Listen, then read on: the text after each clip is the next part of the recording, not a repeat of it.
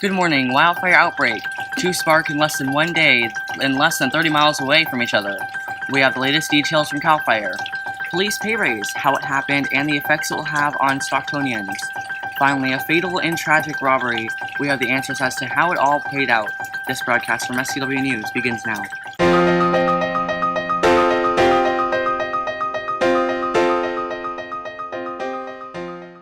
Good morning again, I'm Gabriel Porras. Thank you for joining us. Last night, many fell asleep with the indescribable sense of insecurity, while others did not sleep at all. This was all due to two wildfires nearing two separate, relatively big towns. Let us begin, however, with the Pacheco fire.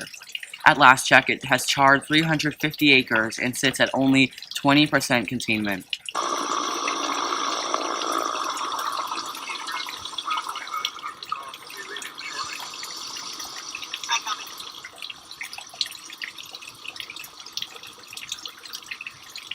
That video was taken by a case area reporter of the Pacheco fire, which is just minutes south of the 3,500 population town of Valley Springs.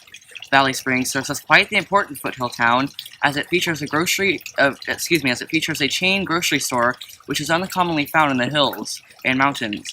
Fortunately, this fire is not threatening any structures in the immediate area. However, it is slowly nearing, as I said, the town of Valley Springs. The next fire is closer to the town of Copperopolis. The Stagecoach fire, which is now for the most part controlled by CAL FIRE, is 35 acres and 30% contained.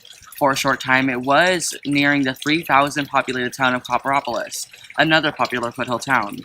Stay with SCW News for the latest on this story and other breaking news stories as they occur through our Twitter and YouTube page. Switching gears now to the tragic story of a robbery turned fatal. Tuesday, the San Joaquin County Sheriff's Department began the search for an armed man who attempted to rob a Stockton store and ended up killing the owner. This whole situation began when an armed man walked into the Three Palms grocery along Waterloo Road or Highway 88. He was wearing a bandana that covered his face. The man demanded money, then shot Anwar Badruddin Machuala before running out of the business of what is being described as a large black SUV parked near the store. Soon, first responders found Anwar unconscious in the store. The victim's daughter told the Stockton Record, quote, he was just a really hard-working man who lived on the principle, I'll give it to you, but don't take it from me, end quote. And Alia Machuala explained to the Record that if someone could not afford something, he would most likely have paid for it, and asked them to pay when they had the money. Police are still searching for information and the suspect. So those of you that have information are urged to call the San Joaquin County Sheriff's Department at 209-468-4400. And we'll be right back after this quick break.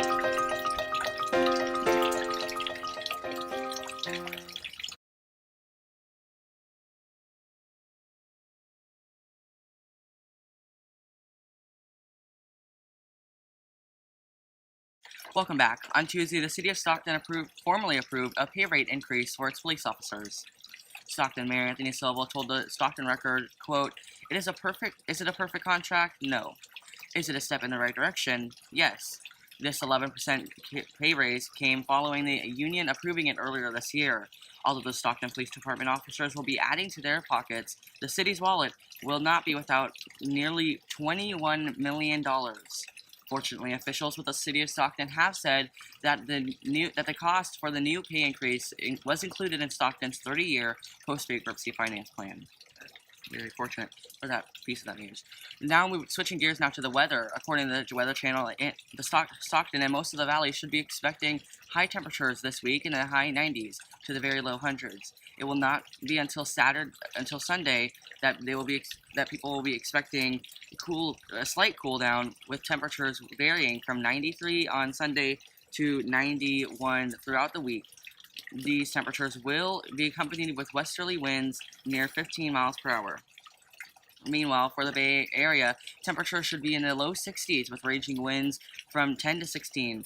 Finally, for foothill locations such as Valley Springs, it should be in the low hundreds and high 90s this week and low 90s next week with about 10 mile per hour winds, and those winds may not be so bad for the firefighting. You may have remembered seeing him on your June ballots, but this month he's being fined. Also, the UOP being sued. We have all the answers here in only 60 seconds.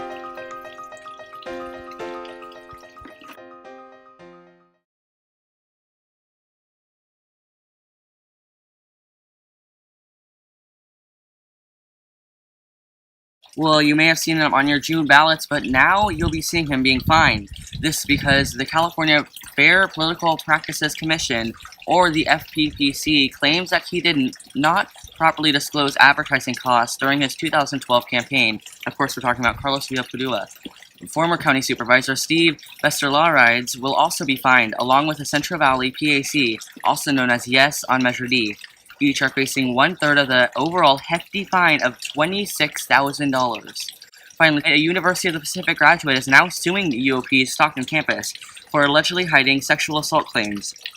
Catherine Early was just 16 when she claims that her debate coach, Joshua Ramsey, who was 25, quote, used his position of authority to win the confidence of the plaintiff and initiate an improper personal relationship with a minor plaintiff, which culminated in the sexual harassment and sexual assaults on plaintiff, end quote.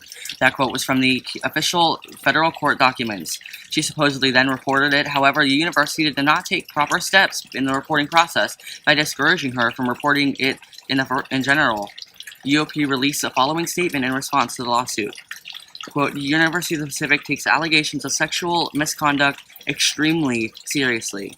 All allegations are thoroughly investigated in accordance with the university policy, as well as state and federal law.